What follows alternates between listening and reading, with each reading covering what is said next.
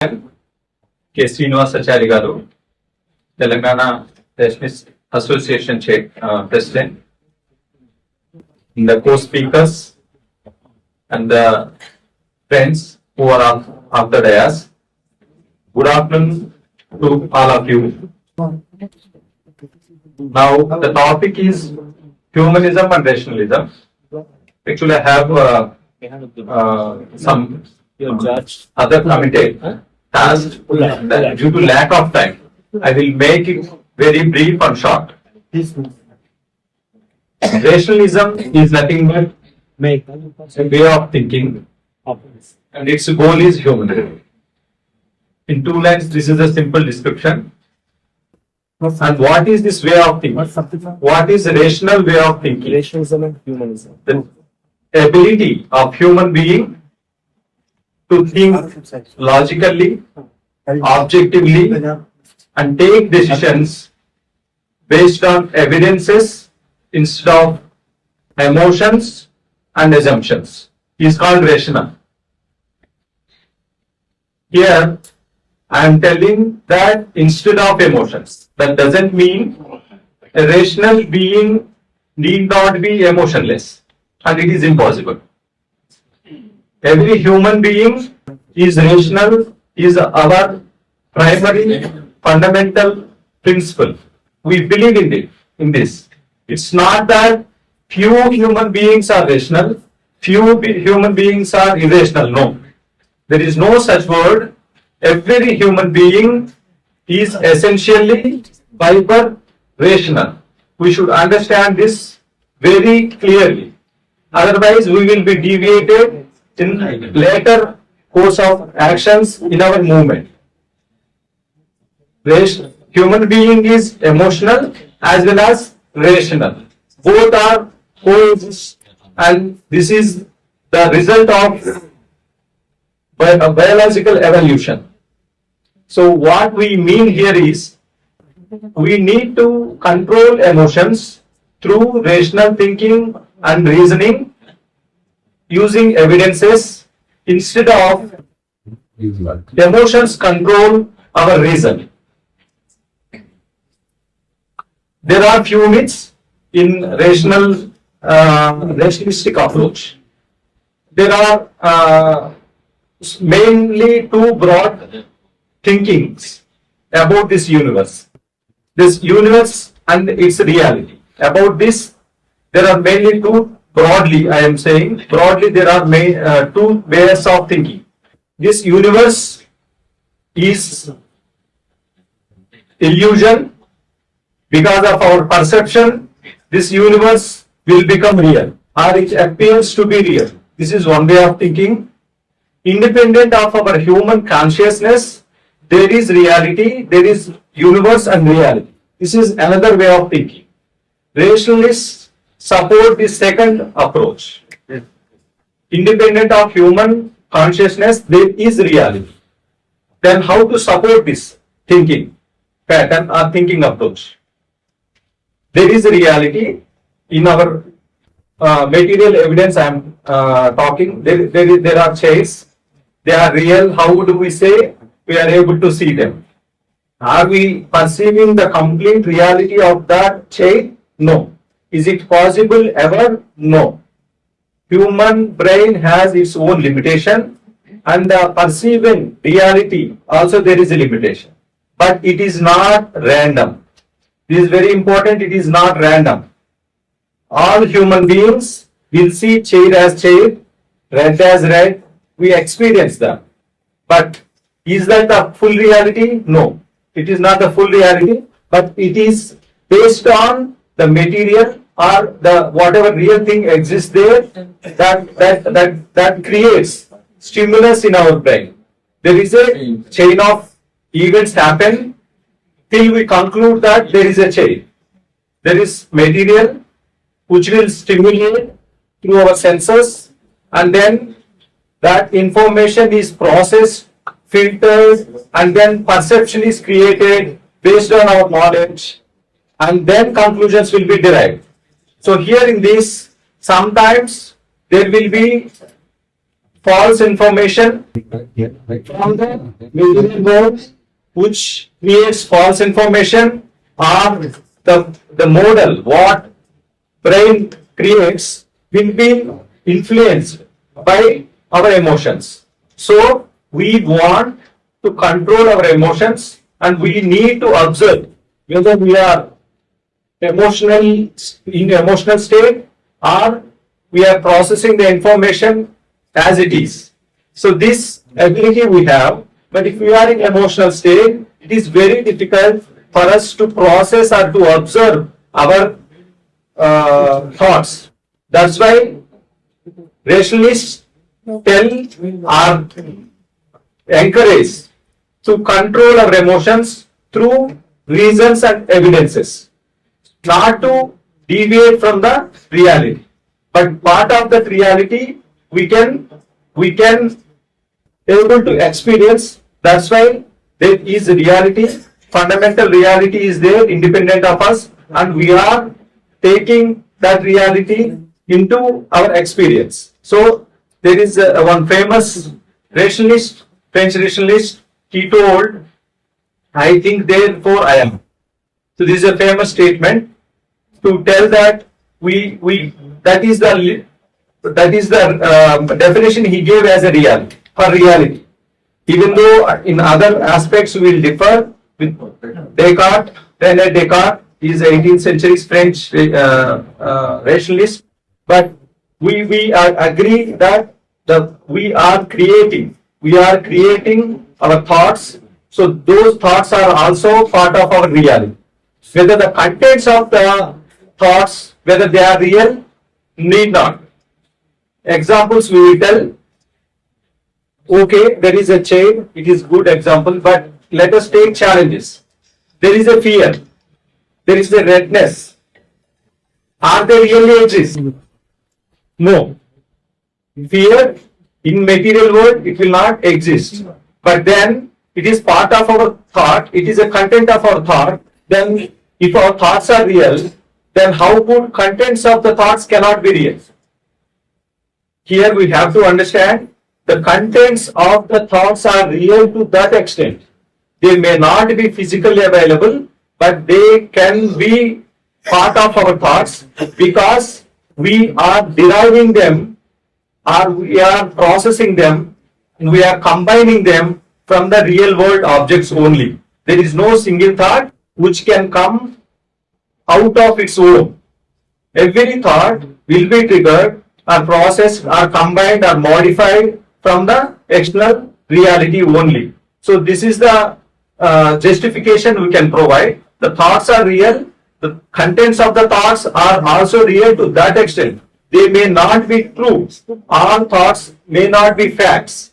That we need to investigate through rationalistic approach. So rationalistic approach is the principal instrument for acquiring knowledge. For acquiring knowledge, we need to observe and we need to acquire the information as it is, as raw as possible from the material world. In this process, emotions and biases will be obstacles for this process. So we need to think freely. The freedom is the main objective of the rationalism and humanism.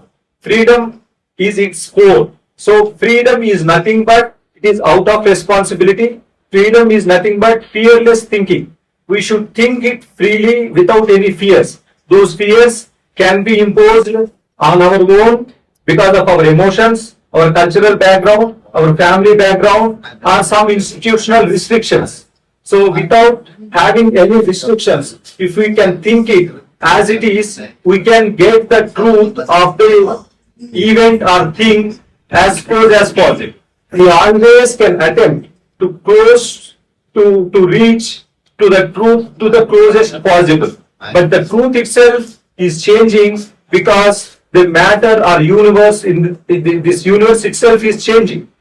Evolution is nothing but changing its state from one to another.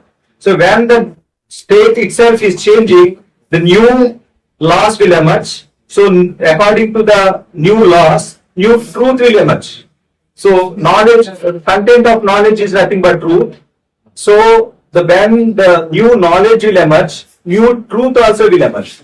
So this doesn't mean that truth is not reliable.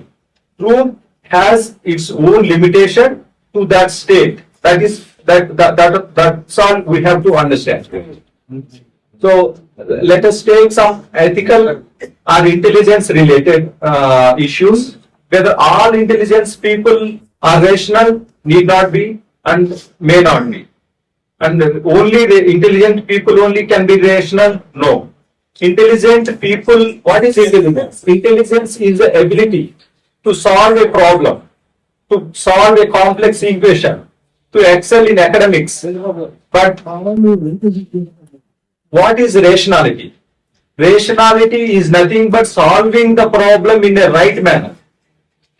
So an intelligent person can excel in his professional life, but he can easily be impulsive. He can be easily take wrong decisions in their financial matters, or he can give false information. If a rational person analyzes and controls emotion and then take a decision, he cannot do that. Then why there is difference among people in the rational levels? Rationality, as we understood, it requires evidence, and that evidence also we should pursue without any biases. Because of our emotions, we are having some biases and selectivism in putting things under test. That's why scientific method or scientific outlook is another approach all rationalists will encourage. So we should follow scientific method to take a decision or to understand things to the extent possible. What is scientific method? We should observe, make a problem statement, and propose a theory, whatever we feel, that is called hypothesis. That should be testable. That is very important, that should be testable. And then put it under test and get the data out of the test, which is nothing but experiment. Get the data, analyze it, and conclude it. These are the steps followed in scientific method. These are not limited to labs. In labs, scientists will do to their subject. Here in our daily life, where we will apply rationality, we'll apply in family, we'll apply in taking good health measures, building relationship in our work life. Nowadays, social media is very well prevalent, and there also we need to apply this rational thinking. What we should do in a family, child bringing up also is very important. There we should. The emotional state, when something fell down, immediately we will get anger and we will scold. This is the emotional state. And if we sit along with the kid and hear it and not to repeat it, that is a rational approach. So like that, but whether we are doing it every day, no, we will not do. Then emotions, how they are important. Actually, we need to understand emotions are evolved for our survival. When we live in forest, emotions are very important for us. The fear that is called fight or flight mode. So we will get fear. When we see a tiger, we will have an emotion which is driven by fear. If that is driven, we can run away. We will get energy out of that emotions. Emotions are very, very important. If we do things, we need emotions. And they are there from centuries, lakhs of years, they are evolving for survival purpose, but not for understanding the universe. Human brain is not evolved for understanding the universe. It is evolved for its own survival. So we need to develop rational approach, which is inherently biologically given to us for understanding the universe. This is an extra effort we have to put. For that, prior to our rational evolution, we are already emotionally evolved through our ancestors or before species. All animals we are seeing they are having instincts in the form of emotions. Instincts are little different, but still they are already evolved. And then we are changed to having any additional quality that is called rationality through our prefrontal cortex area of the brain is developed. There our cognition abilities are developed. So using these abilities, we need to think rationally and we need to solve our problems effectively. Okay. So these are the few points which I wanted to talk in rationalism and humanism. And again, for humanism is our objective. There should be some principles. M.N. Rai garu already in 1940s only has drafted 22 principles which need not be changed as of now, but we can review them, we can understand them, and if we understand them, we can practice them to achieve humanistic society. In that main 3-4 points already I touched: human values, freedom and social responsibility should coexist. Human values particularly stressed upon wisdom. This is nothing but knowledge, truth, honesty. So these are the human values he stressed upon.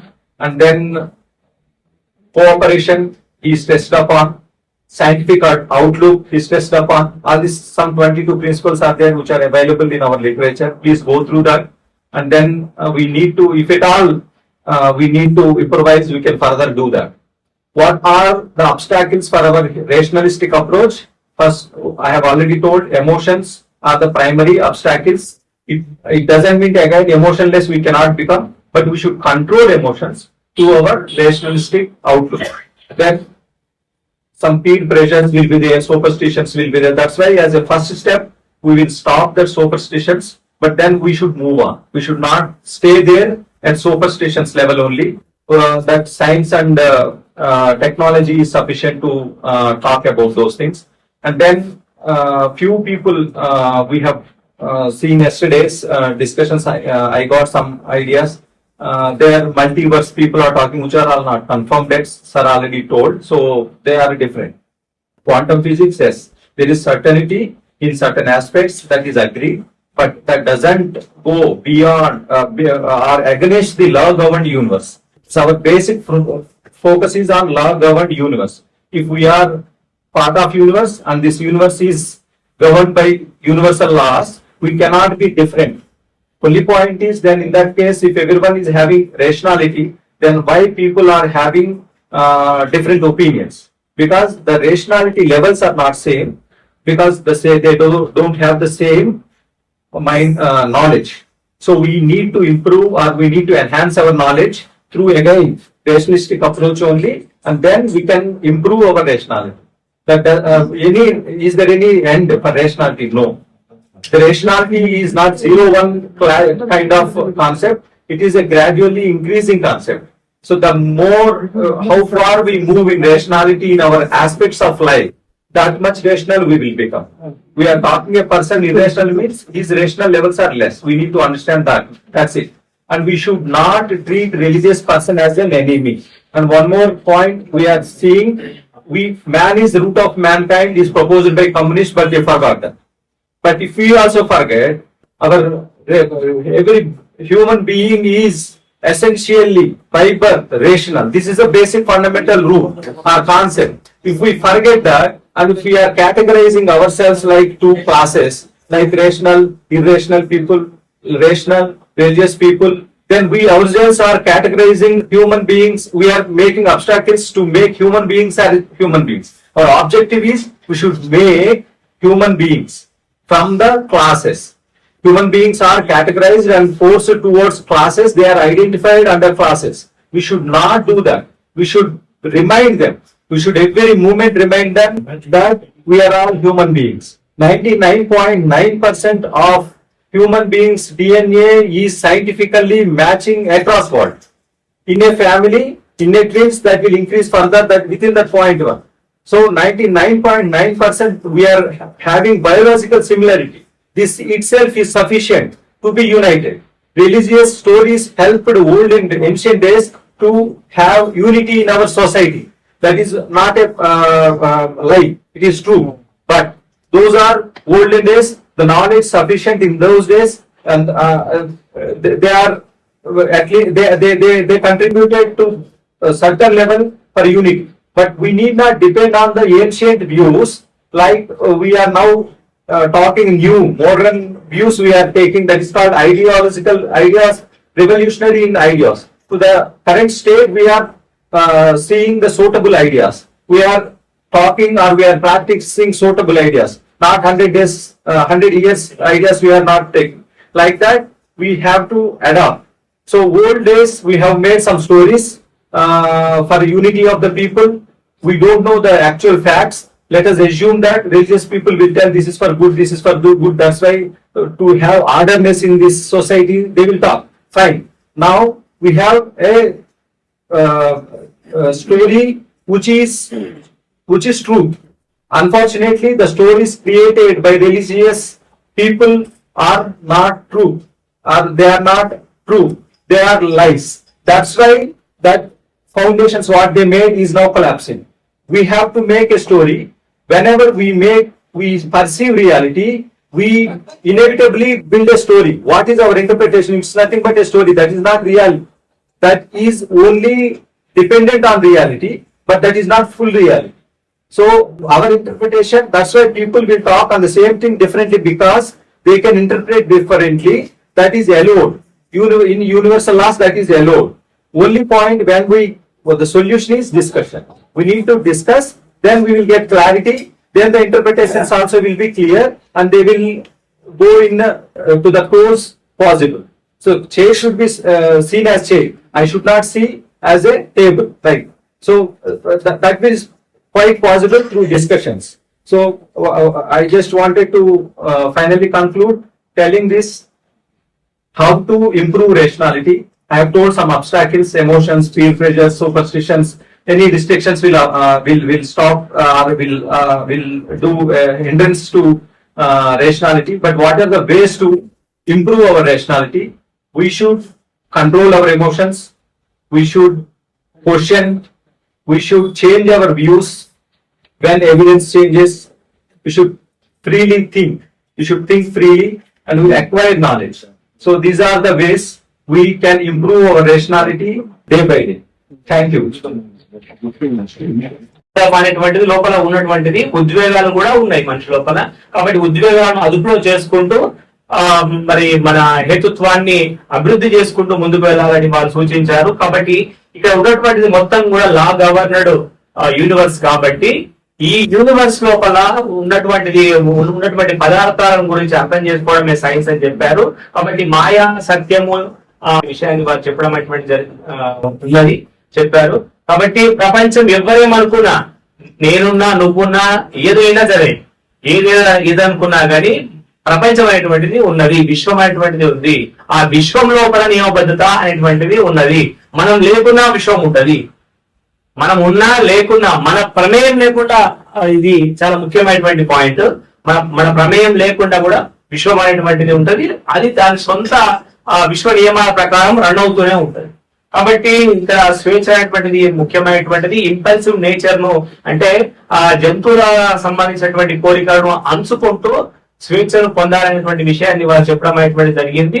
తర్వాత మతస్థులు అనేటువంటి వారు మనకు శత్రువులేం కాదు, వాళ్ళు కూడా మన దాంట్లో ఉన్నటువంటి వాళ్ళే. మనం కూడా మతస్థులమే, ఒకప్పుడు మనం కూడా మతస్థులమే. మనం ఆలోచిస్తూ ఎదిగాము. ఆ ఎదిగే క్రమమే అనేటువంటిది గొప్పది.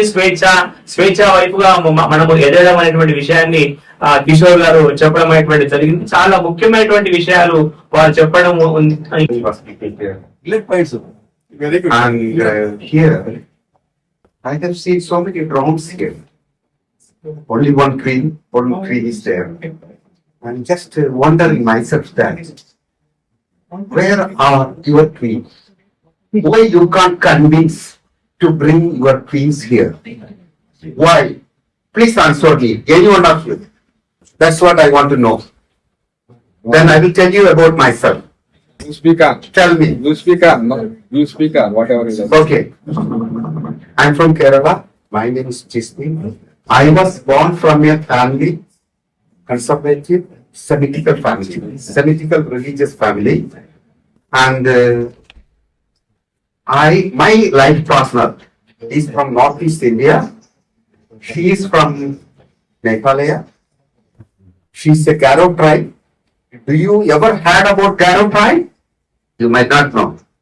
It's a matriarchal tribe, matrilineal tribe, and matrilocal tribe. There, women are holding their land, their children, and their husband. And everything belongs to women. And their children's title will be coming with the women, not with the husband. And I have a daughter, she is also holding the name of her mother, not mine. So, she was talking about equality. Please try to understand her and try to improve the women's freedom. Okay. The subject which was given to me was humanism. Before that, I just want to tell you, in history, Go to human. yeah, I will go to humanism before that. Yeah. I need this. Okay. I don't talk too much. Okay, anyhow. In humanism starts, I mean, modern humanism starts from Renaissance, from Italy. And, yeah, from Italy. But in the ancient Greek and Rome, there were humanists and also rationalist people. Rationalism, you can say, Epicurus, Democritus, they were humanists also. And they were also stand for women and men's equality. And for example, Epicurus was having a garden, the garden. In that garden, women, men, everyone was accepted. And what you call sex worker, women also accepted there. They were having equal rights over there. So humanism was what you call, humanism came in the medieval, after the medieval age, the dark age, during the time of Renaissance. It started. It was away from religion, only little bit away from religion, not too much. Because, you know, in Italy and the Europe, Catholics were holding the power. You know, Jordan Bruno, he was being barbecued there. There he is being barbecued in front of what you call Vatican's main church. In that same place, Giordano Bruno's statue is there. He's a rationalist. And rationalism was not born from there first time. Rationalism born from India. Our Charvakas.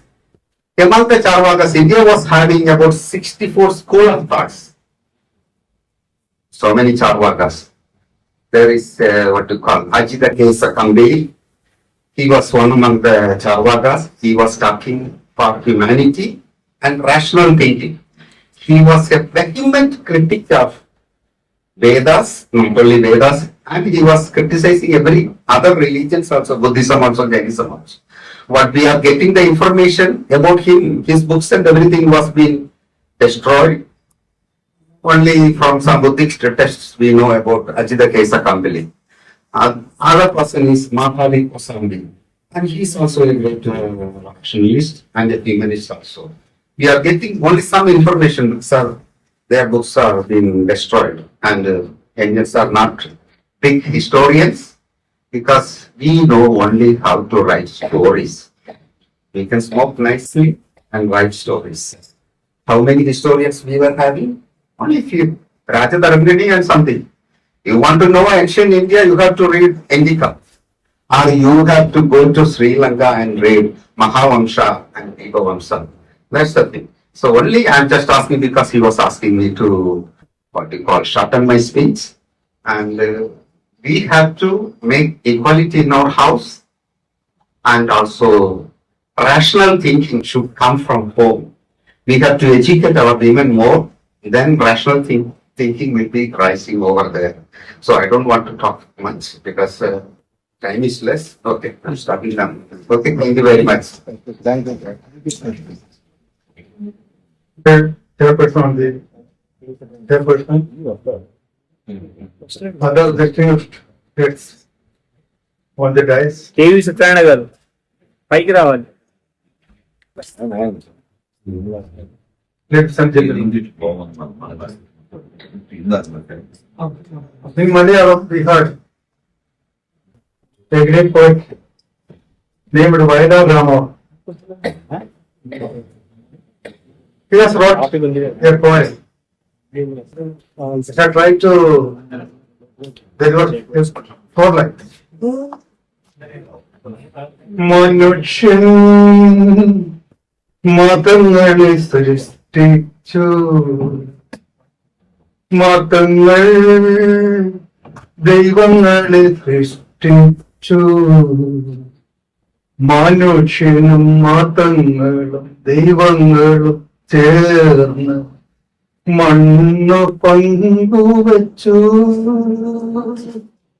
മനുഷ്യന് പങ്കുവച്ചു.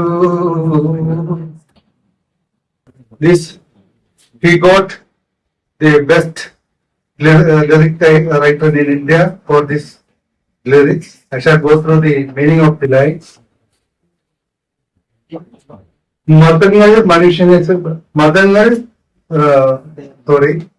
മനുഷ്യൻ മതങ്ങളെ സൃഷ്ടിച്ചു. Man created religions. Then religions created gods. Then the gods, the religions, and the men, they divided men and wealth. Men and wealth. Thus,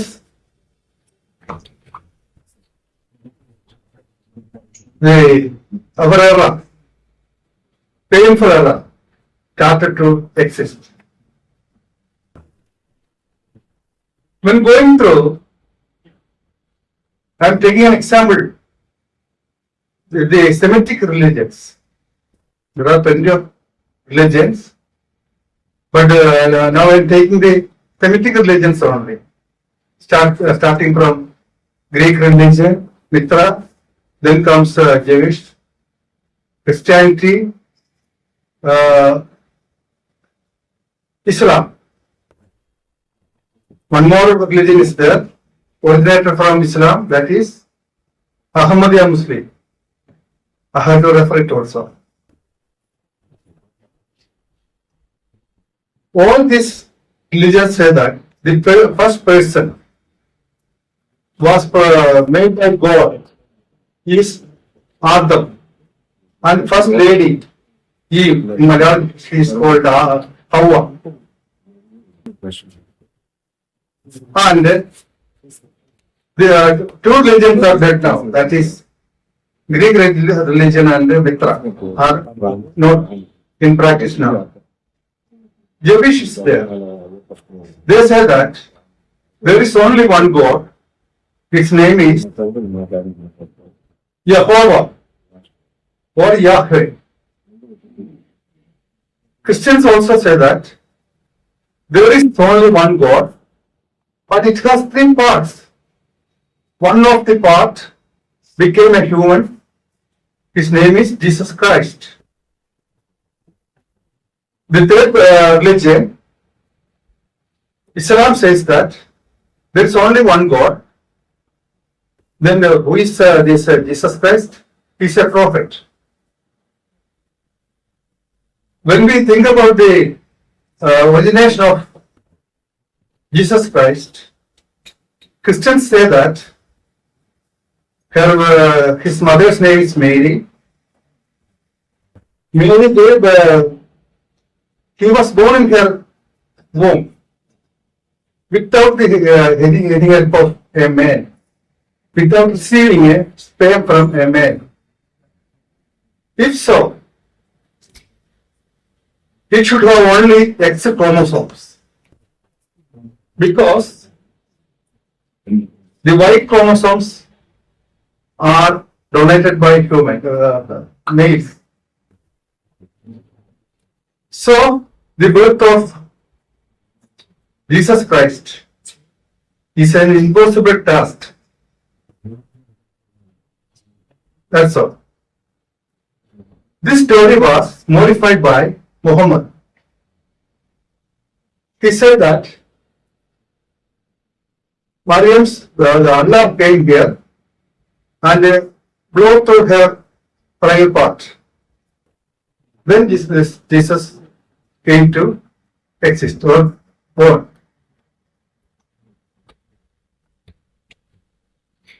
So about his taking about his death, Christians say that he was crucified and died. Islam says that being a prophet, Allah will not allow to be died. He to be died. So he lifted him upwards like that, alive. So also, the Ahmadiyya Muslims, they say that Jesus Christ was crucified, but as the Christians say, he was not at all dead. He was buried. From there he came out of it. He was unconscious first. He came out of it and went back to his disciples, where they were hidden in a place. He ate with them. How can a dead person eat things? That is the question asked by this Ahmadiyya Muslims. After 40 days, he escaped to India. Along with him, 3 more persons were. One is his mother Mary, other one is his wife Magdalena Maria. Christians will not accept this. And the other one was his disciple Thomas. Anyway, they came to India. On the way, Magdalena Maria died. She was buried near Ram. This monument for there. Next person was Mary. Mary died in India. Her dead body was buried. That particular place is now, it belongs to Pakistan. Jesus Christ came to Kashmir. He lived about 120 years and was then he was dead. He was buried there. That place is, they worship that place. It is in Srinagar in India. Anyway, as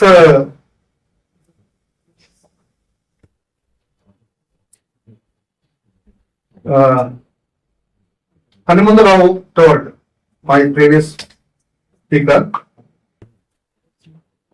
religions, how they are liars. They have no real story to spread. That's the true thing. All the religions are spreading unrealistic, unsocial, non-scientific stories. They are quarreling each other. All the religions say that their belief is the best. You should believe it. All the others are wrong concepts. This is the only one truth. You should follow this. Otherwise you will be killed according to Islamic laws. The same was with Christianity also. In the period of Renaissance,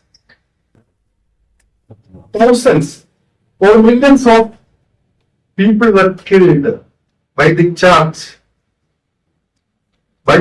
only on the period of Renaissance. And it goes like that. Now, my subject is racistic thought in daily life. I have plenty of points to deliver, but I am going to, because of having not much time, I am going to my subject directly. That is racistic thought in daily life. Let us go through one example. Let one person get some kind of illness. What shall he do? Or what should he do? Rationalistically thinking, he should approach a person who can understand what is happened, who can understand the illness. That is a medical practitioner. Not what is it was called, and not anything else. He should approach a medical practitioner. He will find out the reason of the illness and will give the medicine to come out of it. If that person chooses another direction, another opinion against this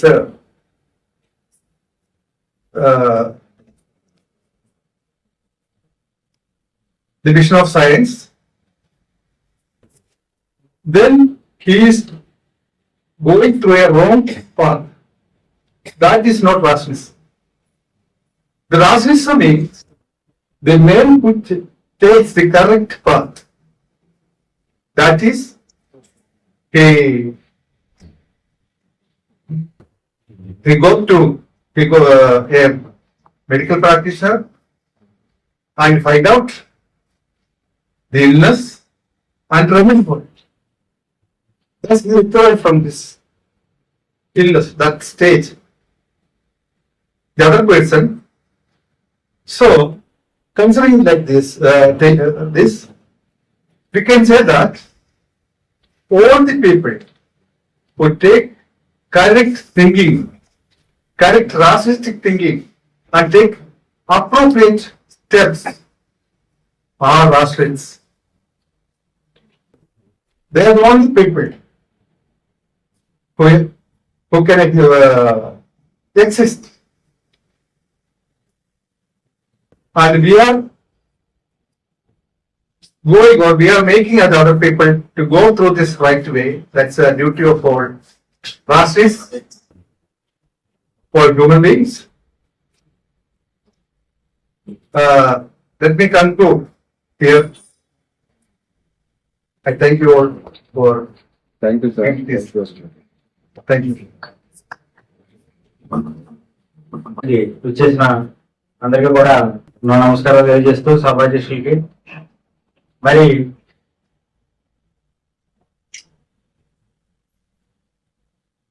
Kerala నుంచి వచ్చిన మిత్రులకి మరి మన ఆంధ్రప్రదేశ్ లో వివిధ ప్రాంతాల నుంచి వచ్చిన మిత్రులందరికీ కూడా నమస్కారాలు తెలియజేస్తున్నాను.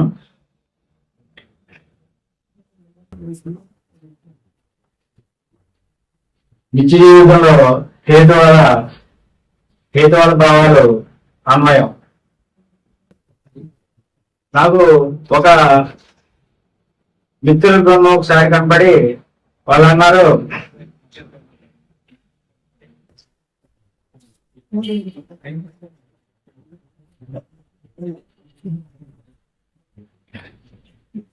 మేము భగవంతుడు ఉన్నారనుకుంటున్నాం, నమ్ముతున్నాం, భగవంతుడి పట్ల మేము భక్తి కలిగి ఉన్నాం. ఈ విషయాల పట్ల మీకు వచ్చిన అభిప్రాయం ఏంటి మీకు వచ్చిన అభ్యంతరం ఏంటి? మేము చాలా ఆనందాన్ని పొందుతున్నాం. దాంట్లో మీకు వచ్చిన వేదన ఏంటి? మీకు వచ్చిన నష్టం ఏంటి అని మమ్మల్ని నన్ను ఒకసారి క్వశ్చన్ చేయడం జరిగింది ముద్రింపంగా ఉన్నప్పుడు. మేము అప్పుడు ఇదే మీ అందరికీ కూడా మన హేతువాద భావాలన్న వాళ్ళందరికీ కూడా ఇదే విషయాల మీద చాలా క్వశ్చన్స్ వస్తూ ఉంటాయి. మేము అప్పుడు సూర్యుడు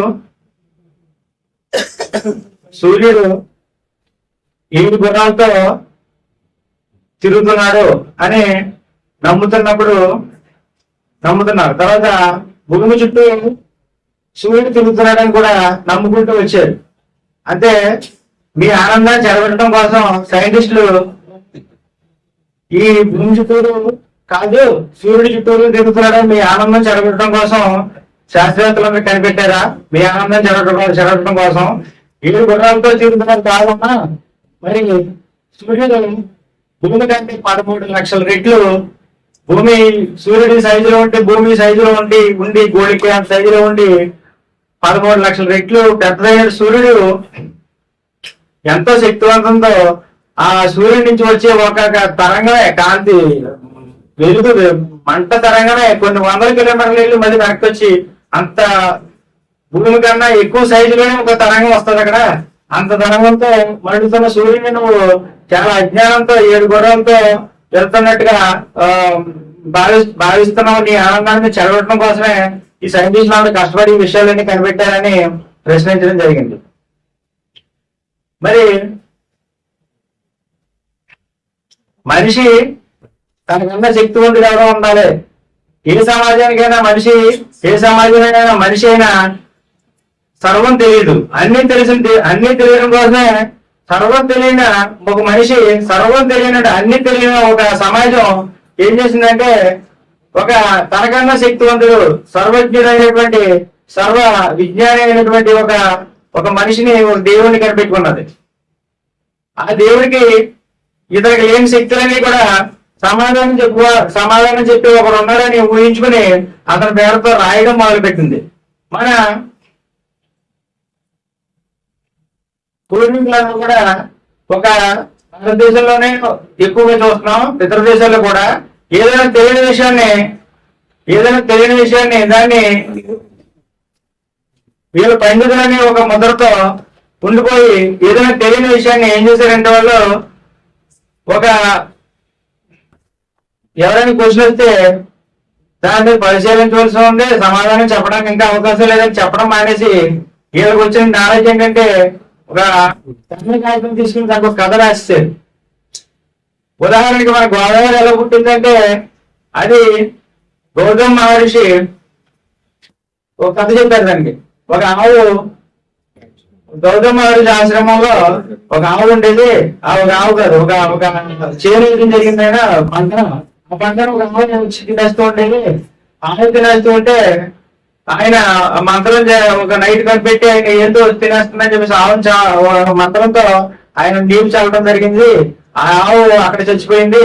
అందువల్ల మునులందరూ ఋషులందరూ వచ్చి నీకు ఈ ఆవుని చంపే గోవించే మహాపాపం కాబట్టి దీని పరిష్కారం ఉంది అని చెప్పేసి ఆయన ఒక పాత్రతో ఒక పాత్రతో ఈ నాసిక్ నుంచి మొదలుపెట్టి సముద్రం దాకా కూడా నీళ్లు పోసుకుంటూ వెళ్ళిపోతే నీ వెనకాల గోదావరి వచ్చేస్తా ఉంటది అని ఒక కథ రాయడం జరిగింది.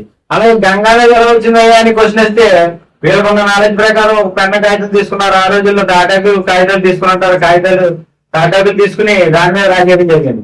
అలాగే మనకి ప్రతిదీ తెలియని విషయాలన్నింటిలో కూడా తాటాకుల మీద రాసేసి మనకి సర్వజ్ఞమైనటువంటి మునుల ద్వారా తపస్సు ద్వారా ఇటువంటి విషయాలను తెలుసుకుని చెప్పేశారని మనకు తెలియజేయడం జరిగింది. ఈ అన్సైంటిఫిక్ విషయాలన్నింటినీ కూడా పురాణాల ద్వారా మనకి రెడీమేడ్ సమాధానాలన్నీ తయారు చేసి మనకి పనుల కొద్ది విజ్ఞానాన్ని మనకి సమకూర్చడం జరిగింది. ఈ నాలెడ్జ్ మన పెద్దలందరూ కూడా ఆల్రెడీ మనకు తెలిసిన విషయాలు మీరు కొత్తగా వేరే వేరే సైన్స్ అని చెప్తున్నా తప్ప ఇది వేరే ఏమి కాదని ఇప్పటికే వాదించడం జరుగుతుంది. తర్వాత మతం మనకి ఫస్ట్ ఇప్పటి నుంచి చెప్తూ ఉంటది ఏంటంటే హత్యలు చేయరాదు, ఎదుటివారి మతంలో చాలా గొప్పతనం ఉంది కదా, హత్యలు చేయరాదు, ఎదుటివారిది దొంగతనం చేయరాదు, తర్వాత అబద్ధం ఆడరాదు, మోసం చేయరాదు, ఇవన్నీ విషయాలు మనకి చెప్తూ ఉంటది మతంలో ఇన్ని గొప్ప విషయాలు ఉన్నాయి కదా, మరి ఇన్ని మతంలో ఇన్ని గొప్ప విషయాలు ఉన్నట్టు మతాన్ని మీరు ఎందుకు విమర్శిస్తున్నారు? ఇన్ని గొప్ప విషయాలు మతంలో మనుషులు నేర్చుకుంటున్నారు కదా అంటే, మతంలోనే ఎన్ని ఇప్పుడు హత్యలు చేయరాదు అన్న విషయం, మతంలోనే ఎన్నో హత్యలు జరుగుతున్నాయి కదా, వారిని అన్యాయంగా చంపడం జరిగింది కదా. అలాగే ఈ యుద్ధం పేరుతో 11 ఇటు 7 అక్షదులు మొత్తం అక్షదులు వచ్చి 1 లక్ష సైన్యాన్ని కలిపి ఒక 17 లక్షల మందిని ఈ మతం పేరుతో ఇక చంపవలసి, ధర్మం పేరుతో ఇక చంపేశారని. తర్వాత మళ్ళీ సత్యహరిచంద్రుడు అబద్ధం ఆడరాదు అనుకున్నప్పుడు ఒక ఇంద్రుడి సభలో వశిష్ఠుడు చెప్పాడంట, ఎవరైనా అబద్ధవాడు ఎవరైనా ఉన్నారు అంటే ఉన్నారని ఒక ఆయన సత్యహరిచంద్రుడు ఒక ఆయన ఉన్నారని చెప్పాడంట. అదంటే అంటే అప్పటికి ఆ కాలానికి ఒక్కడే ఉన్నాడు అనమాట అబద్ధవాడిన వ్యక్తి. అంటే మిగతా వాళ్ళందరికీ అబద్ధాలు ఆడి వ్యక్తులే కదా అని వశిష్ఠుడే అందులో రుజువు చేసి తెలిసింది. తర్వాత ఈ ఒక్క సత్యహరిచంద్రుడైన అబద్ధం పెళ్లినాటి ప్రమాణాన్ని నేను ఎట్టి పరిస్థితుల్లో నేను వదిలిపెట్టినాను, పెళ్లినాటి ప్రమాణాన్ని అతను వదిలిపెట్టి వారిని నడి పదార్థంలో అమ్ముకుంటాడు. అంటే మనకి ఏమేమి తెలిసినాయో పురాణాలు మనకి ఏదో రాశారో ఒకటి పొందలేక నియమాలు అయితే రాశారు, కానీ వాళ్ళు చేసిన పనులన్నీ కూడా ఆ నియమానికి విరుద్ధంగానే ప్రవర్తించి మనకి నీతులు నేర్పే మతాలుగా వేల ఉన్నాయన్నీ కూడా. అవన్నింటిలో మనం పరిశీలిస్తూ పోతే ఇందులోని కూడా ఒక దాంట్లో ఉన్న నీతి ఒక దాంట్లోకి వ్యతిరేకంగా ఉంటది, ఓ దాంట్లో ఉన్నది ఇంకో దాంట్లో మంచిగా ఉంటది. అలాగా మనం నిత్య జీవితంలో ఎన్ని ఈ మన పురాణాలు కానీ ఇతిహాసాలు కానీ తర్వాత ఈ పెద్దలు చెప్పిన మాటలు కానీ వింటూ ఉంటే మనకి చాలా హాస్యాస్పదంగా అనిపిస్తూ ఉంటుంది. తర్వాత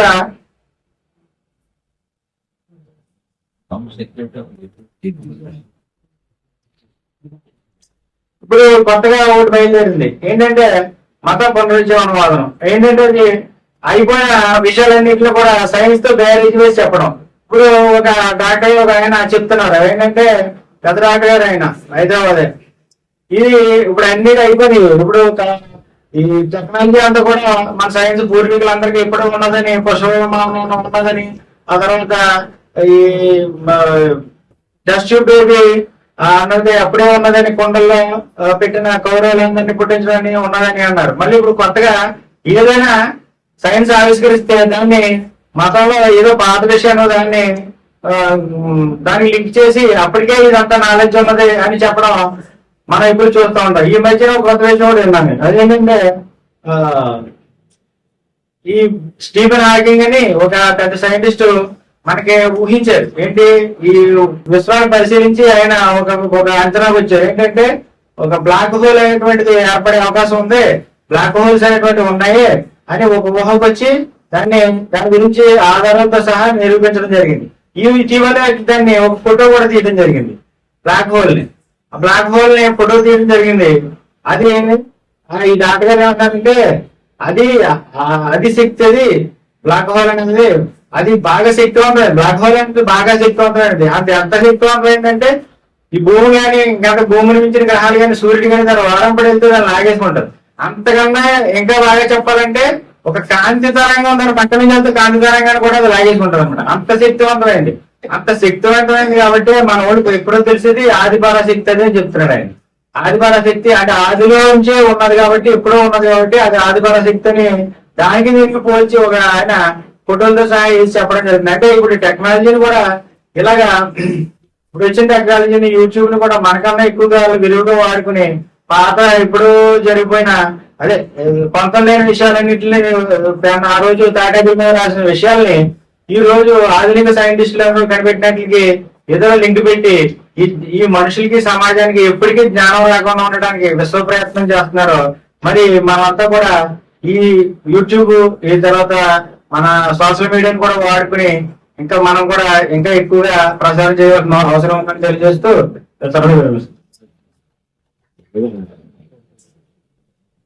ఈ పట్టుకోవాలి.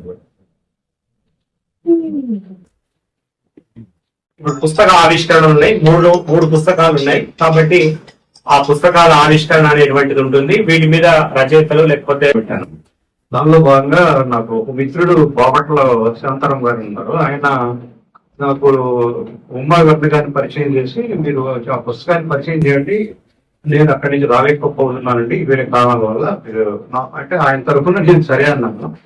అదండి.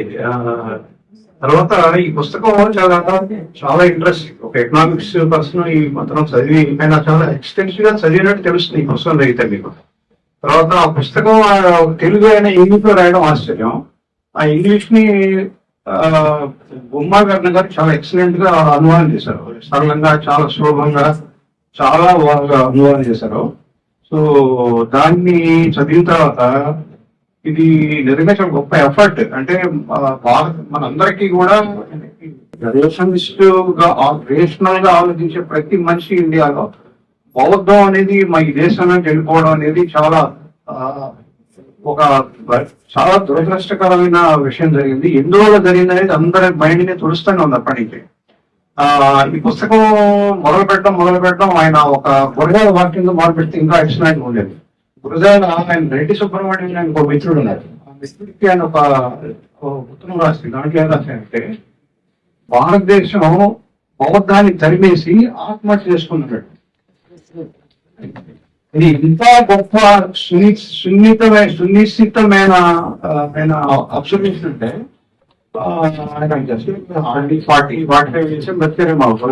అంటే ఎంత గొప్ప బౌద్ధం గురించి ఎంత గొప్ప ఆలోచించాడు అనేది ఆశ్చర్యంగా ఉంది మనకి ఇప్పటికి కూడా 100 days తర్వాత. ఈ ఇక్కడ ఈ పుస్తకానికి ముందు మాట రాయడానికి ఒక చాలా ప్రత్యేకత.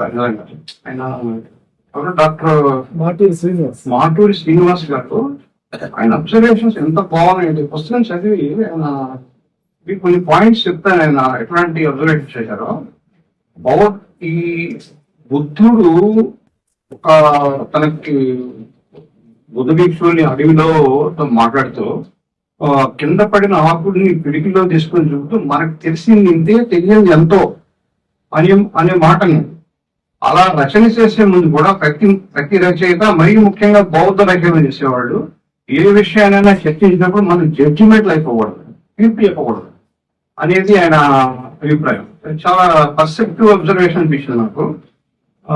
చాలా కరెక్ట్ గా ఆలోచించినట్టు అనిపించింది. తర్వాత రచయిత తాను నమ్మిన విషయాలను ప్రస్తావిస్తూ వాటికి సాధికారతతో తగు ఆధారాలతో నిరూపించాలనే రచయిత తప్పన చాలా అభ్యర్థనీయం. మనం తెలుసుకున్న విషయాల ఆధారాల ప్రామాణికతలు, అవి ఏ బేస్ మీద మీరు ఆ విషయాలు చెప్పగలుగుతున్నారని కానీ ఎప్పుడూ ప్రశ్నించబడతాయి. వాటికి సమాధానం చెప్పాల్సి ఉంటుందని గుర్తింపు పెట్టుకోవాలంటాడు రచయిత. ఏది పడితే రాయకూడదు, దానికి ప్రమాణాలను పెట్టాలి. ఆ ప్రమాణాలను నువ్వు ఎస్టిమేట్ చేసుకునే పరిస్థితులు ఉన్నప్పుడే వాటిని గురించి రాయగలగాలి. తర్వాత బౌద్ధం అనే దాని మీద ఏది నిజమైన బౌద్ధం అనే దాని మీద అంత స్పష్టత రాలేదు ఈ పుస్తకంలో. ఇంకా చాలా కావాల్సింది అనేది ఆయన ఒక అభిప్రాయం. తర్వాత ఇక్కడ ఈయన చాలా సుదీర్ఘంగా చర్చించాడు ఆయన బౌద్ధం ఎలా పతనమైన దాని మీద. అనేక మంది రచయితలు, మోస్ట్లీ ఇంగ్లీష్ రచయితలు, ఎందుకంటే మనం బౌద్ధాన్ని తీసుకొచ్చిన ఇండియాకి బ్రిటిష్ వాళ్ళే, బౌద్ధం పోయింది పూర్తిగా నుంచి. వాళ్ళలో కొంతమందిని అలెగ్జాండర్ రే కనింగ్హామ్ అనే ఒక ఆయన, తర్వాత ఓయన్స్ అండ్ ఫాహియాన్, వీళ్ళ చైనీస్, వాళ్ళిద్దరు చైనీస్, ఇలా ఎంతో పురావస్తు శాస్త్రవేత్తలను చరిత్రకాలను ఉటంకించడం సౌబుగానే ఉంది. కానీ అవి మాత్రమే ఉదహరిస్తూ వాటిని సాధికారతతో చెప్పలేకపోయాడు అనే విషయం చెప్పాడు ఆయన వాటి జస్ట్ కోట్ చేయడమే కానీ ఆ కోట్స్ చేసిన వాటిని పూర్తిగా ఆయన సాధికారతగా చెప్పలేకపోయాడు అని చెప్పి అది ఒకటి బాగుంది అనిపించింది. తర్వాత ఆయన స్వయంగా చెప్పిన విషయాల కంటే ఇతర గ్రంథాల నుంచి సేకరించిన విషయాలంటే ఇది only compilation of different people's opinions and scholars people అంటే మౌంటెడ్ స్కాలర్స్ ఆ స్కాలర్స్ ఆయన కంపైల్ చేశారు కానీ ఆయన స్వయంగా ఆయన అంటే ఆయన సున్నితంగా చెప్పారు ఈ మాటలో. నేను చెప్పినంత పూర్తిగా చెప్పలేదు బట్ చాలా సున్నితంగా చెప్పాను అనమాట. బట్ అది చాలా ఇవన్నీ చాలా ఈ పుస్తకాన్ని గురించి బహుశా ఇంతకంటే బెటర్ గా చెప్పడం సాధ్యం కాదనిపించింది నాకు. అందుకంటే అంత బాగుంది ఆయన అభిప్రాయంలో. ఆయన బాగా చదివే మనిషి ఆయన ఇక్కడ ఉన్నారు. ఆయన డాక్టర్ మార్టిన్ శ్రీనివాస్ గారు పుస్తకంలో పుస్తకాన్ని బ్రీఫ్ గా చెప్తాను. 3 ప్రధాన విషయాలు 8 అధ్యాయాలు మొత్తం 3 ప్రధాన విషయాలు చెప్పారు.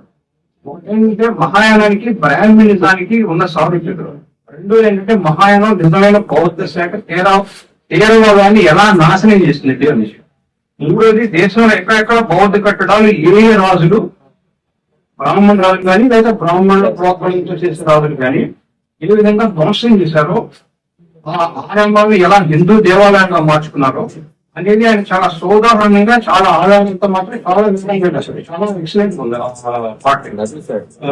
ఇది పూర్వకమైన బౌద్ధాన్ని అణిచివేయడానికి మాత్రం పట్టాన్ని శాతవాహన కాలంలో అవలంబించిన ఎత్తుగడని హింసాత్మక ధోరణి వక్రీకరించిన విధానాన్ని వారు అనుసరించిన మహాయాన విధానాన్ని నూతన బ్రాహ్మణ మతంగా అభివర్ణించారు. ఒక్కో రాష్ట్రం ఒక్కొక్క బౌద్ధ క్షేత్రం ఎదుర్కొన్న హిందూ దేవాలయాల నిర్మాణ పుట్టలను బట్టి వెళ్ళేశారు. విష్ణు కుండీలు, పల్లవులు, చోడులు, శాతవాహనులు వీరెవరిని వదిలిపెట్టకుండా వారి బ్రాహ్మణ పక్షపాతాన్ని బహిర్గతం చేశాడు. కానీ ఈ పుస్తకంలో ప్రధానమైన పాయింట్ అసలు మహాయానం అనేది బ్రాహ్మణుడు బౌద్ధంలోకి బ్రాహ్మణుడు చొరబడి బ్రాహ్మణే మహాయానాన్ని క్రియేట్ చేసి మహాయానం ద్వారా బౌద్ధాన్ని నాశనం చేశారు. ఎందుకంటే ఆ మహాయానం ఇది nothing but different version of బ్రాహ్మణిజానికి దాని లేకుండా బౌద్ధాన్ని అలా డిస్ట్రాక్ట్ చేసి దాన్ని ఆ రకంగా బ్రాహ్మణిజంగా మార్చేసి ఫైనల్ గా ఇక్కడికి లేకుండా చేసేసారు. దాన్ని కలుపుకున్నారు అని చెప్పి ఆయన దీన్ని అందరికి ఇదంతా కుట్రపూరితంగా చేశారు అనే దాన్ని మాత్రం మనం కొంచెం ఆలోచించాల్సిన విషయం. ఎందుకంటే కుట్ర ప్రకారం జరిగిందా లేకపోతే ఎలా జరిగింది అనేది ఇది పుస్తకం డిఫరెంట్ గా ఇట్స్ రియల్ అటెంప్ట్ ఒక ప్రయత్నం. కానీ ఇది ఏదో ఒక ఆస్పెక్ట్ మాత్రమే అనిపిస్తుంది నాకైతే. ఎందుకంటే చాలా పెద్ద టాపిక్ ఇది. దీని మీద ఇంకా అనేకమైన ఎంతో రీసెర్చ్ జరగాల్సింది. దానిలో ఒక భాగంగా ఈయన మహాయానం అని 2 ప్రధానమైన శాఖలు ఉన్నాయి. ఇవి ఎలా ఏర్పడ్డాయి, వాటికి వ్యత్యాసాలు ఏంటి, అనేక శాఖలు ఎలా మార్పు చెందింది, ఈ విషయాల మీద ఇంకొంచెం వివరంగా ఆయన రాసుంటే ఇంకా బాగుంటుంది. ఎలా వచ్చింది ఈ శాఖ రకరకాలు. కానీ ఈ పుస్తకంలో కొంత ఇన్ఫర్మేషన్ ఉంది కానీ బట్ మన మహాపండిత రాహుల్ సాంబృత్యాన్ని చాలా ఎక్స్టెన్సివ్ గా ఆయన రీసెర్చ్ చేశాడు. ఆయన ఒక బౌద్ధ మీద ఆయన ఒక పుస్తకానికి బుద్ధజమైన పుస్తకానికి భూమిక రాశారు. ఆ భూమికలో ఆయన ఈ విషయాన్ని చాలా బాగా వివరంగా చెప్పాడు. శాఖలు ఎలా ఏర్పడి బుద్ధుడు చనిపోయిన 100 years కి ఒక ప్రథమ సైన్యంలోనే 2 పాయలు అవుతుంది. ఆ పాయల్లో 2 అశోకుడు తర్వాత 200 years తర్వాత అశోకుడు వచ్చిన తర్వాత అది కంటిన్యూ అయింది. ఆ తర్వాత అశోకుడి టైంలో మళ్ళీ ఒక పెద్ద సంగీత్ జరిగి అక్కడ అప్పటికే చాలా మంది అనవసరంగా దాంట్లో దూరి దాన్ని డిస్ట్రాక్ట్ చేసే వాళ్ళని ఎలిమినేట్ చేసేది. దాన్ని చేసిన తర్వాత ఆ తర్వాత బహుశా ఇంకో నెక్స్ట్ తరంలో ఆ తరం తర్వాత విష్ణుమిత్రుడే వచ్చాడు. ఈ రాజు అశోకుడి మనవుడు రాజుగా ఉన్నప్పుడు ఆయన సేనాపతిగా ఉన్న విష్ణుమిత్రుడు ఒక బ్రాహ్మణుడు. అతను చెప్పేసి రాజని చెప్పేసి శృంగ వంశం అని ఒక మతం మొదలుపెట్టి బ్రాహ్మిన్స్ అంతా ఆయన చుట్టూ చేరి బ్రాహ్మణిజం బాగా విపరీతంగా ప్రోత్సాహం చేసి ఊరక బ్రాహ్మణ్ పోషిస్తే మనకు అభ్యంతరం లేదు. అక్కడ బుద్ధిస్టులు ఆయన ఫిజికల్ గా ఎలిమినేట్ చేశాడు. చాలా మంది చంపేశాడు.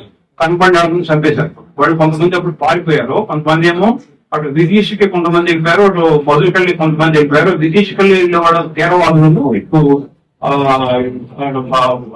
చదువుకెళ్ళి మహాయానులుగా ఉన్నారు. ఆ మహాయాను అక్కడి నుంచి మళ్ళీ పెషావర్ కనిష్కుడు దాకా నెక్స్ట్ 400 years ఆఫ్టర్ బుద్ధ అది పెషావర్కి వెళ్ళింది. అక్కడి నుంచి ఇంకా పైకి ఆఫ్ఘనిస్తాన్ లో ప్రజెంట్ ఆఫ్ఘనిస్తాన్ లో ఉన్న గాంధారంకి వెళ్ళి సో అలా అది గ్రీస్ లోకి వెళ్ళింది. దాన్ని చేశాడు. తర్వాత అసలు కూడా తర్వాత ఈ బౌద్ధాన్ని శ్రీలంక, బర్మా ఇటువంటి దేశాలకి బౌద్ధ భిక్షులు పంపించి దాన్ని ప్రచారం చేయించి అక్కడ శ్రీలంకలో ఒక రాజు దాన్ని ఆయన మంచి పోసారు, మంచి ఫ్రెండ్లీ టర్మ్స్ రాదనుకుంటా అతను కన్వర్ట్ అయిపోయాడు. అసలు బౌద్ధ భిక్షులు వెళ్ళి వాళ్ళు అక్కడ బౌద్ధాన్ని ప్రచారం చేశారు. ఆ రాజు కన్వర్ట్ అయ్యాడు. ఆ రాజుతో వల్ల మొత్తం శ్రీలంకలంతా బౌద్ధంగా కన్వర్ట్ అయిపోయాడు. ఆ రోజు నుంచి ఈ రోజు దాకా Sri Lanka reminded true Buddhist country. ఇప్పటికి కూడా బుద్ధిస్ట్ కంట్రీ. అండ్ మనకి విచిత్రం ఏంటంటే మన చరిత్ర చూస్తే అశోకుడు అనే ఒక రాజు లేకపోతే మనకు అసలు ఈ రోజు మనం బుద్ధుడు అనే విషయం తెలిసేది కదా. బుద్ధుడు ఒక ఆయన ఏరియా మనకు తెలిసేది కదా. ఎందుకంటే ఆ నా పంపించిన ఈ బుద్ధుడు బుద్ధిజాన్ని అక్కడికి తీసుకెళ్ళి అక్కడ బుద్ధుడి తర్వాత దాదాపు 400 ఏళ్ళ తర్వాత దాన్ని ఒకరి నుంచి ఒకరు పాడుతూ అంటే అనుసృతంగా ఒకరి దగ్గర నుంచి ఒకటి కలిసి పాడుతూ దాన్ని తీసుకొచ్చారు ఆ బుద్ధుడి సూత్రాలన్నింటినీ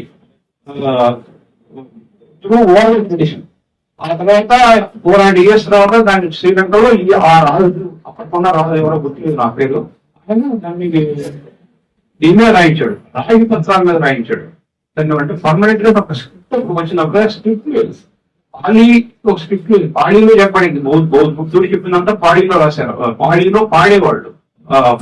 పాళీకి ఒక స్క్రిప్ట్ లేదు. పాళీ భాష ఉంది కానీ స్క్రిప్ట్ లేదు. ఆ స్క్రిప్ట్ లంక వాళ్ళు లంక భాషలో పాళీ భాషని లంక భాషలో వాళ్ళు దాన్ని రాయి పత్రాల మీద రాశారు. అప్పటి నుంచి మనకి ఇలా వచ్చింది. నాకు అనిపించింది ఏంటంటే ఈ తర్వాత ఇది అనేక రకాల శాఖలుగా అయిపోయి దీన్ని తర్వాత మహాయానులు దాన్ని చాలా కష్టమైన విషయం కాబట్టి ఇది ఇంత పెద్ద సుత్తాలు మనం గుర్తుపెట్టుకోలేం కాబట్టి కొన్ని వేల పేజీలు అయితే గుర్తుపెట్టుకోవడానికి ఒక్కొక్క సుత్తాన్ని 2 వాక్యాల్లో కొద్దిగా ధారణ మార్చారంట. 2 సెంటెన్స్ అలా ఎదుగు కష్టం అయిపోయి దాన్ని మంత్రంగా మార్చారు. తంత్రాలు వచ్చినాయి. మంత్రతంత్రం వచ్చి మొత్తం మహాయానం వైద్యాయనం అయిపోయింది. మంత్రతంత్రాలు వచ్చిన తర్వాత మంత్రతంత్రాలే అసలు బౌద్ధంగా మిగిలిపోయి అసలు బౌద్ధం లేకుండా పోయింది. హిస్టారికల్ గా జరిగిన తర్వాత ఇలా జరిగిన మంత్రతంత్రాలు వచ్చిన వజ్రాయనంలో అది అంతర్దాకి వెళ్ళిందంటే జనం అందరూ కూడా దాంట్లో నిజంగా నమ్మకం కలిగించారు జనానికి. ఎందుకంటే అప్పుడు బౌద్ధం చాలా ఎక్స్టెన్సివ్ దేశం అంతా బౌద్ధమే ఉంది అప్పుడు. సో దాంట్లో నమ్మకం కలిగించారు. మంత్రాల తంత్రాల వల్ల అంతా అయిపోతుందని. సో మంత్రతంత్రాల వల్ల ఏమవుతుందని చెప్పి ఆ తర్వాత ఒక అరౌండ్ 1000 AD ఒక 1000 సంవత్సరాలు మనకి క్రీస్తు శకం టైంలో మన ముసల్మాన్లు వచ్చారు అక్కడి నుంచి బయట నుంచి. వాళ్ళు వచ్చి ఈ నలంద చుట్టుపక్కల ఉన్న బౌద్ధం మీద వాళ్ళు దాడి చేసి అక్కడ నలంద దగ్గర ఒక రాజు ఉండేవాడు. ఆ రాజు ఈ వజ్రైన వీళ్ళంతా మంత్రతంత్రాల మీద వేసి మొత్తం జనం అంతా అదే, రాజు కూడా అదే, అంతా వాళ్ళంతా దాన్ని అదే నిజమైన బౌద్ధం అనుకునేవాళ్ళు. వాళ్ళు ఏం చేశారంటే రాజ్యారక్షణ కోసం ఒక టెంపుల్ నిర్మించారు. దానిలో ఒక 10 మంది దేవతలను క్రియేట్ చేశారు. అవలంకితేశ్వరుడు ఇటువంటి పేరుతో 100 మంది దేవతలను తయారు చేసి ఆ దేవతల్ని గుడి పెట్టి ఆ గుడి ఈ బేస్ మీదే ఇది మొత్తం రక్షిస్తుంది దేశాన్ని అని చెప్పి వాడికి నమ్మి ఇస్తే రాజుని ఈ ముసల్మాన్ వాడు అతను వచ్చి 200 మంది సైన్యంతో ఆ మొత్తం ఆ గుడి మొత్తాన్ని పాల్గొట్టేసి నలంద అప్పటికున్న నలంద విశ్వవిద్యాలయం ద గ్రేటెస్ట్ యూనివర్సిటీ మన ప్రపంచంలో ఈ రోజుకి అంత గొప్ప యూనివర్సిటీ లేదు. అలాంటి యూనివర్సిటీని నాశనం చేసేసి లైబ్రరీ మొత్తం తగలబెట్టేసి ఇదంతా చేశాడు. ఈ మంత్రాల ఎక్కడ ఉపయోగపడాలి. 200 మంది కత్తులు కంటే ఈ మంత్రాలు కంటే 200 కత్తులు చాలా పవర్ఫుల్ అని జనానికి అర్థమైంది. ఇదంతా మోసం రా బాబు, ఇదంతా మనం మంత్రాలు నడిపించి మనం మోసం చేశారు అని చెప్పి వీళ్ళని ఆదరించడం మానేశారు. అందుకనే బౌద్ధ ధర్మాన్ని నాశనమైన చోట కూడా మళ్ళీ నిర్మించుకోలేకపోయారు. ఆ తర్వాత ఇక్కడి నుంచి కొంతమంది ఎండిపోయినట్టు ఎండిపోయారు. కొంతమంది బ్రాహ్మణులు ఆ బ్రాహ్మణ్ బుద్ధిస్టులేమో బ్రాహ్మణులు కలిపేసుకున్నారు. కింద పొలాలనేమో ముస్లింస్ పెట్టుకున్నారు. ఈ రకంగా బౌద్ధం ఆల్మోస్ట్ లేకుండా ఎమిగ్రేట్ అయిపోయింది దేశంలో. అయితే ఇది మొత్తానికి కుట్ర ప్రకారం జరిగింది రచయిత. అది కొంచెం మనం ఆలోచించాలి. ఎవరి కుట్ర చేయలేదండి. మనం సరిగా ఉంటే మనం సరిగా అయితే అవతల మనం ఏం చేయలేదని. ఇప్పుడు మనం సరిగా ఉంటే ఎవరైతే కుట్ర ఏ కుట్రలు పనిచేయవు. బుద్ధుడు టైంలో కూడా చాలా కుట్రలు జరిగి ప్రాఫిట్స్ వాళ్ళకంటే వాళ్ళ లైవ్లీహుడ్ దీన్ని దెబ్బకొంటుంది బుద్ధుడు. ఎందుకంటే ఈ ఆచార వ్యవహారాలు, వ్రతాలు, పూజలు ఇట్లా ఇవన్నీ నాన్ తెలిసి అసలు వేద ప్రమాణమే లేదు అని చెప్పిన బుద్ధుడికి ఆయన మరి అక్కడ మనిషిని ఎలా పెంటున్నాడు ట్రై చేశారు. వాళ్ళంతా ఆయనతో మాట్లాడుతారు, ఆయన శిష్యుడు అయిపోయారు. ఎందుకంటే బుద్ధుడు చెప్పే విధానంలో వాళ్ళు శిష్యుడు అయిపోయారు. అప్పుడున్న గ్రేటెస్ట్ ఇంటెలెక్చువల్స్ ఇండియాలో ఉన్న ఇంటెలెక్చువల్స్ అందరూ కూడా బ్రాహ్మిన్సే. ఎందుకంటే చదువుకున్న వాళ్ళే, మిగతా కులంలో చదువులేదు, చదువుకోవాలి మిగతా వాళ్ళు. కాబట్టి ఈ రకంగా మనం బుద్ధుడికి అంతా కూడా శీలం బేస్డ్, శీలం మీద ఫౌండేషన్ గా బౌద్ధం ఏర్పడింది. శీలం అనేది లేకుండా ఉన్నప్పుడు ఇంకా అది బౌద్ధం కాదు అది. సో దాంతో ఎగిరిపోయింది అది. దానికి ఒక చిన్న ఎగ్జాంపుల్ ఏం చెప్తామంటే, ఇప్పుడు మనకి రైస్ డేవిడ్స్ అని శ్రీలంకలో ఒక బ్రిటిష్ ఆఫీస్ లో ఆయన ఏదో రెవెన్యూ డాక్యుమెంట్ పాడీలో ఉంటే అది తీసుకొని, అది అర్థం కాలేదు ఆయనకి. ఎవరిని అడిగితే ఒక ఆనందంలో ఎవరో ఒక మాంగ్స్ ఉంటే ఆయన మాకెట్ పంపించారు. ఆ మాంగ్ చాలా ఓల్డ్ మ్యాన్, పడుతూ ఉన్నాడు, సిక్, భయంకరంగా సిక్నెస్ లో ఉన్నాడు. ఆ మనిషిని చూసి ఆయనకు ఆశ్చర్యపోయాడు, ఏంటి మనిషి ఎలా ఉన్నాడు, ఇంత మొహం తేజస్ ఏంటి, నాకు అంత జబ్బులో ఉన్నాడు, అయినా కూడా ఇంత మైండ్ ఏంటి అలా పనిచేస్తుంది, అసలు ఇది ఏంటి, ఇదేదో గొప్పగా ఉంది, ఏంటి మీరు వెళ్ళేటప్పుడు నేను బుద్ధిస్ట్ అని చెప్పాడంట. బుద్ధిస్ట్ ఏంటి అని అడిగాడు. బుద్ధుడు ఎవరని అడిగాడు. అడిగితే అతను చెప్పాడు, ఇంట్రడ్యూస్ చేశాడు. చెప్తే అతను ఎంత ఇంప్రెస్ అయిపోయాడంటే తన ఉద్యోగానికి రాజీనామా చేసి ఈ పాలీని ఇంగ్లీష్ లో అనువాదం చేయడం మొదలుపెట్టాడు. పాలీ టెక్స్ట్ సొసైటీ అని ఒకటి ఏర్పరిచాడు. అంటే అసలు ఒక మనిషి ఎంత ఇన్ఫ్లుయెన్స్ చేయగలడో చూడాలి. సరిగా ఉంటే, ఆ సరిగా ఉండకపోవడం వల్ల బౌద్ధ దేశానికి నాశనం అయిపోయింది. ఆ సరిగా ఉండడం వల్ల ఆ టెక్స్ట్ సొసైటీ ద్వారా ఆయన మొత్తం బౌద్ధాన్ని ఇంగ్లీష్ లో తీసుకొచ్చాడు. అలాగా మనకి బౌద్ధం ఇంగ్లీష్ లోకి వచ్చింది. ఇంగ్లీష్ లో వచ్చిన వాళ్ళు మనం చదవగలుగుతున్నాం. మనకు పాడి రాదు, మనకు సంస్కృతం రాదు, తెలుగులోకి లేదు, అసలు లేదు. కాబట్టి మనం ఏం చేయాలి, మనం చేయగలిగిన ఇంగ్లీష్ పాడి టెక్స్ట్ దాని ద్వారా మొత్తం టెక్స్ట్ లో మిగతా అన్ని దేశ ప్రపంచం మొత్తం బౌద్ధం తెలిసిపోయింది, బౌద్ధం అంటే. సో ఈ రకంగా దాన్ని చూస్తే ఏమవుతుందంటే మనకు అర్థమవుతుందంటే దాన్ని బట్టి శీలం బేసిక్ బుద్ధిని శీలం పోగొట్టుకున్న తర్వాత అది ఇంకా ఎవరైనా సరే దాన్ని నాకు చేయదు.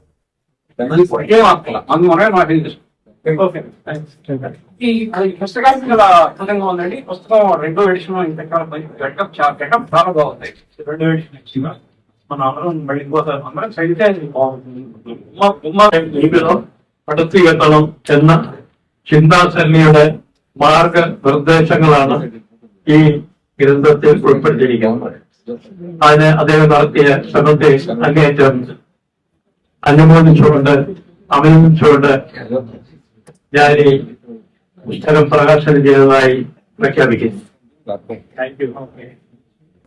Thank you sir, thank you very much.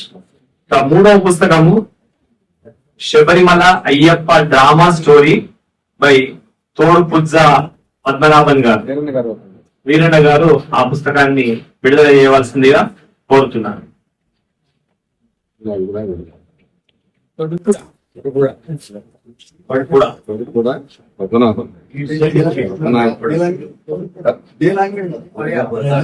Malayalam language తిరగేట Bartlett చూసుకుని అర్థం కాదు. ఓకే చూడండి sir.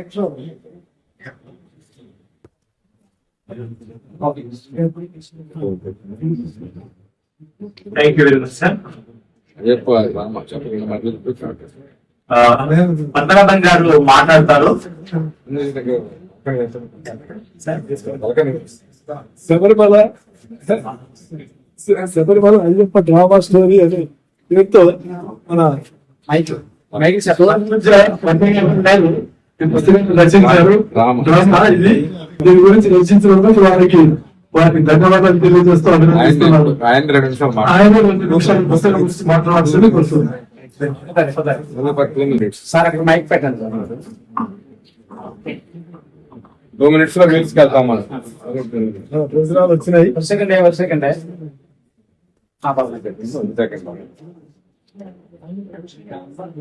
My dear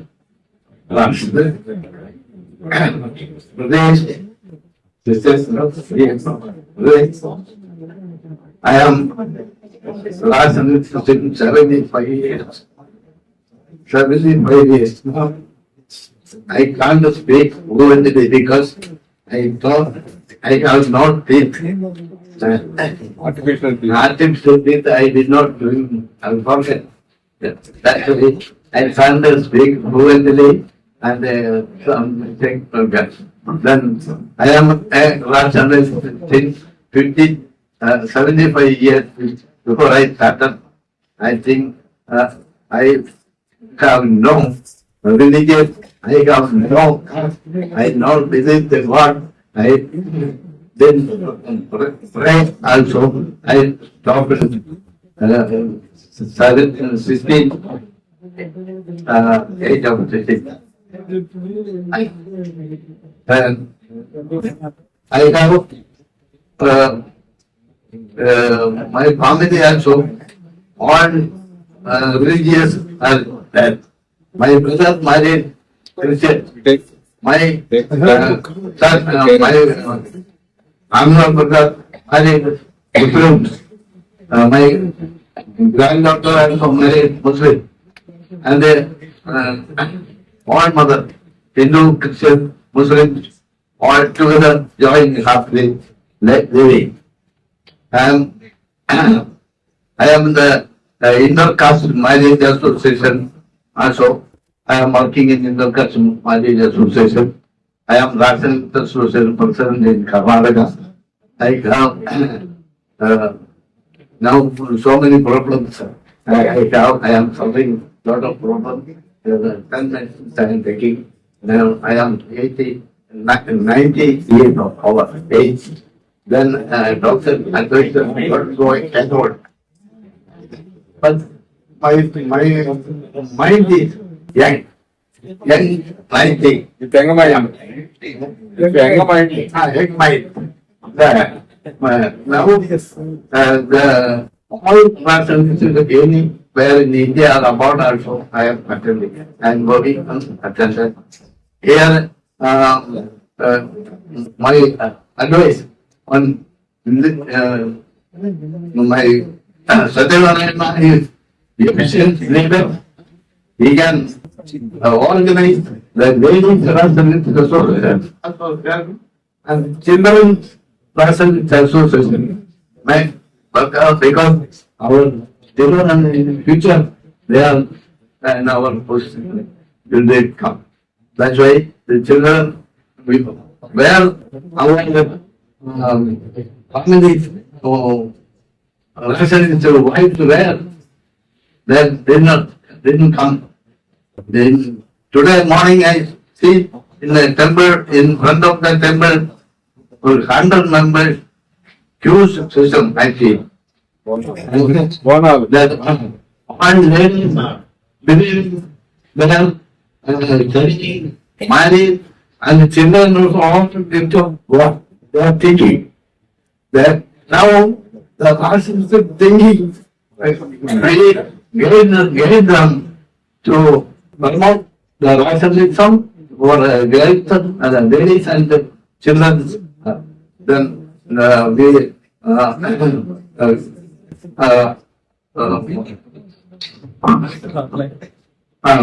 must organize the ladies and children's association. My opinion. My aim is Madhava, Madhava, great. Now, my aim, consciousness, religious health, God health, national, take my aim, nation. Because I can spend more time, I can spend more time. Thank you. Thank you very much. Thank you.